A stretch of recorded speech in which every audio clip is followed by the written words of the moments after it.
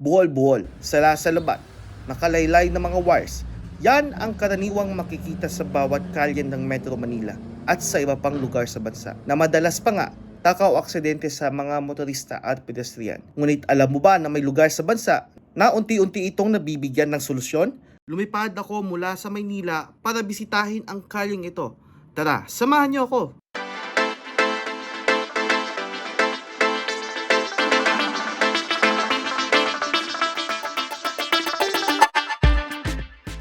Pagbati mula sa malayong pamamahayan, nandito tayo sa Claro M. Recto Avenue, o mas kilalang Claveria sa ibang lugar dito ay kilalang daanan ng lahat ng pampublikong sasakyan ng lungsod.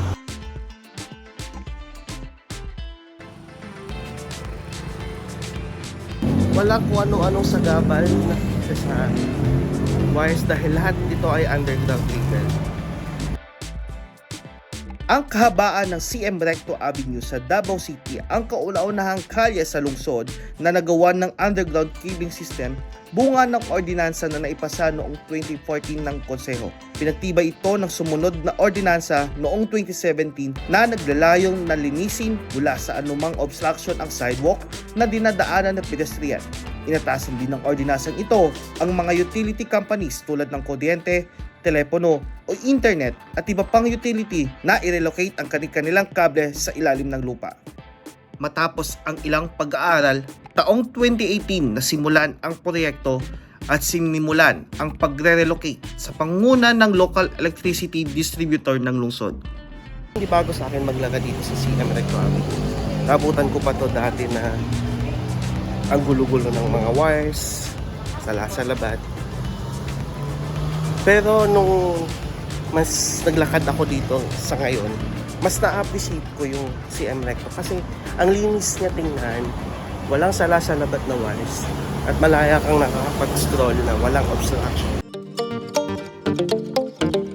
Hindi lang layuning gawing aesthetic ang kalyeng ito, layon din ng proyekto na maging safe ang dadaanan para sa publiko. Maiiwasan ang service interruption at pagkasira ng mga kable dulot ng mga bagyo, lindol at iba pang natural na kalamidad. Ito din ay practical sa mga utility provider na laging nasisisi sa service interruption ng kanilang mga customer. Ikinatuwa naman ng ilang lokal ang pagbabagong ito. Oo, katunapay mga welder eh. Gubot kung sa kanang PLDT na cable dagang kayo, dili dagang man kayo dire. Karon wala na. Nawong kayo. Guwapo tanawong karon. Wala guwapo sa tanawon lipay siyempre. Ang kalsada karon bago na kayo. Sa katunayan, nagkaroon na din ng interes ang ibang lungsod sa Pilipinas sa proyektong ito. Inihimok din ng Metro Manila Council ang mga lokal na pamahalaan sa National Capital Region na magpasa ng katulad ng ordinansa sa kanilang lungsod. Ang Department of Public Works and Highways o DPWH ay ninanais na magkaroon na din ng underground cabling system sa EDSA at Katipunan Avenue sa Quezon City.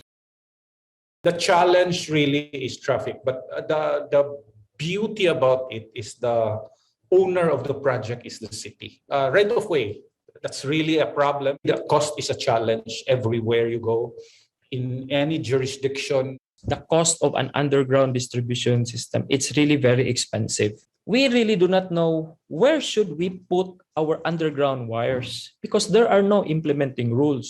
May nakabinbinding batas sa Kongreso para gawin ang ganitong proyekto nationwide. It can be done along EDSA, no? But again, the cost is quite prohibitive. So who will spend for it? Will it be the government? It's doable as long as we coordinate. It's lesser inconvenience. There is inconvenience for sure, but the less pain, the better. If the government can subsidize some of the cost, better.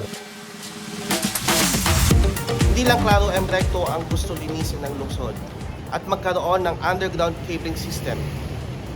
Major roads din ang tinatarget din nila at gusto nilang matapos ito by 2029. At yan ang mukha ng balita. Gikan dinhi sa Davao City at JR Grade para sa Umaksyon.